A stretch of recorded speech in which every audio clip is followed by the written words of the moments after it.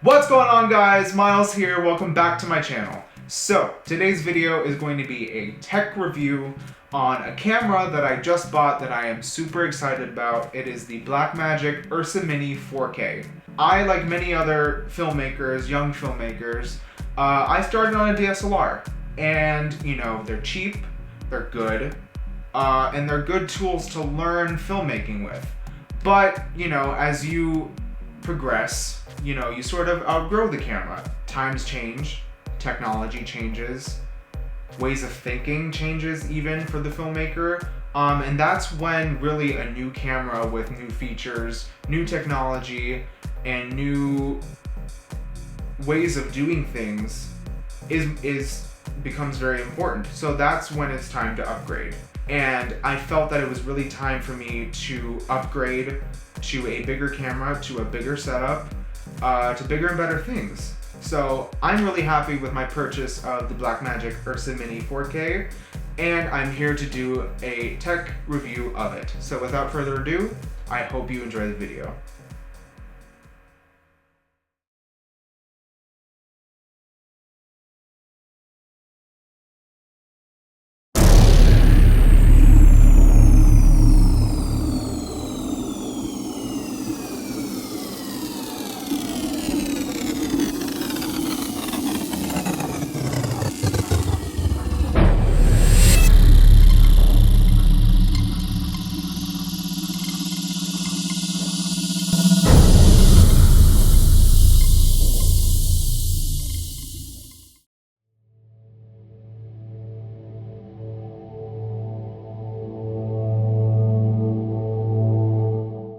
So here we have the Blackmagic Ursa Mini 4K itself.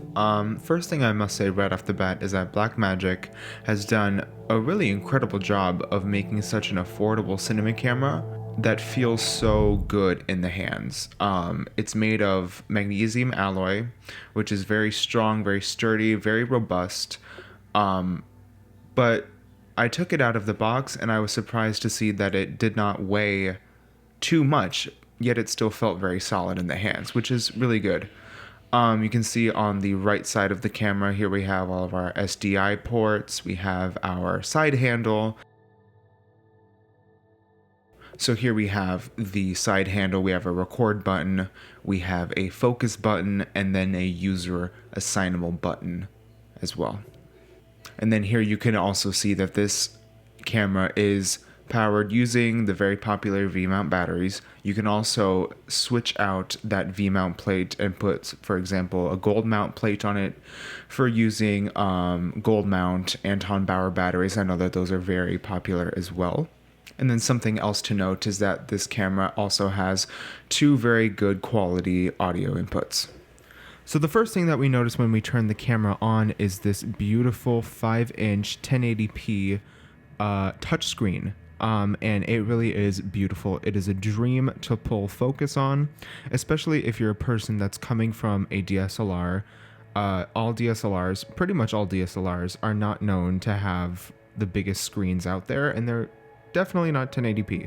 So the screen on this camera is definitely beautiful to pull focus with, and it's just definitely beautiful to look at. So this is our main shooting screen. You can see that with the new firmware update, we have all of our useful information right here on screen. Things like in the lower left, the histogram, we have our cards, we have our audio meters on the bottom right, and up top we have our time code, we have our ISO settings, white balance, and tint. Everything that you would need to adjust on the fly is right there at your fingertips as to how it was in the last firmware, where you had to dig through a bunch of menu systems and it was kind of a hassle and it was just kind of clunky feeling. But with this firmware, it is beautiful and easy to work with. So here we are at the record menu. We have all of our different resolutions that we can pick to shoot with this camera. We have, first off, being raw lossless. That is going to give you that sort of shooting open gate. That is recording the entire sensor, everything that the sensor can do. Basically, it's the highest quality that the sensor can produce, the highest quality image. You're going to get that with raw lossless.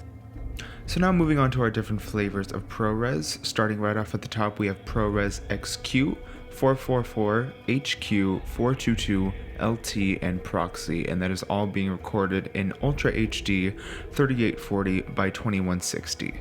Now, mainly, most of the times, I find myself shooting in ProRes HQ because that is the highest quality codec that I can shoot with while achieving 60 frames a second in 4K when I want to. Now, sometimes I will definitely go to either ProRes 444 or XQ, but mainly I find myself sticking in HQ and the image looks very good for me. So moving on to the audio menu, I am in this menu a lot. I am a big stickler for audio.